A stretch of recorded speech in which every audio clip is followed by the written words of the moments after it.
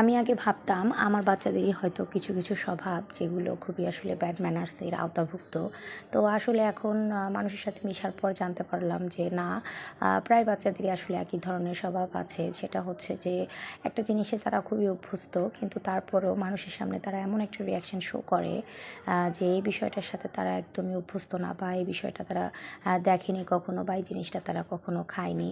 তো আমার মেয়েরা কী করে, মানুষের সামনে যখন যায় তখন মানে বলে যে ওয়াও, এটা কি মজা, এটা তো কখনো খাইনি, বা এটা কে রান্না করছে, মানে এই ধরনের একটা রিয়াকশান দেখায়। প্রথম প্রথম খুব খারাপ লাগলেও আসলে এখন বিষয়টা খুবই ইউজড টু হয়ে গেছি, কারণ সব বাচ্চারা আসলেই এরকম করে। তো যাই হোক, আমার মেয়েরা অনেক দিন ধরেই যাচ্ছিল ফুচকা খেতে, কিন্তু আমাদের সিরিয়ালই পাওয়া যাচ্ছিল না, কারণ আমাদের এলাকাতে এই স্টলটা, তো 90% সময় স্টলে এত বেশি ভিড় থাকে। তো আমরা প্রায় আধা ঘন্টা অপেক্ষা করার পরও অনেক সময় সিরিয়াল পাই না, চলে যায়। তো আজকে সৌভাগ্যক্রমে হচ্ছে যে প্রথমেই সিরিয়াল পেয়ে গেছি, মানে ভাই কেবলই স্টলটা ওপেন করছে আর আমরা ওই সময় যাচ্ছিলাম। তো ভাবলাম যে ওদেরকে খাওয়াই দিই আগে, মাগরিবের আজান দিচ্ছিল তখন। তারপরও ভাবলাম যে বাচ্চারা ডিমান্ড করে প্রায় প্রতিদিনই, কিন্তু কখনোই সিরিয়ালে পাই না। আজকে যেহেতু পেয়েছি, তো একটু দেরি হলেও ওদেরকেই খাওয়ালাম।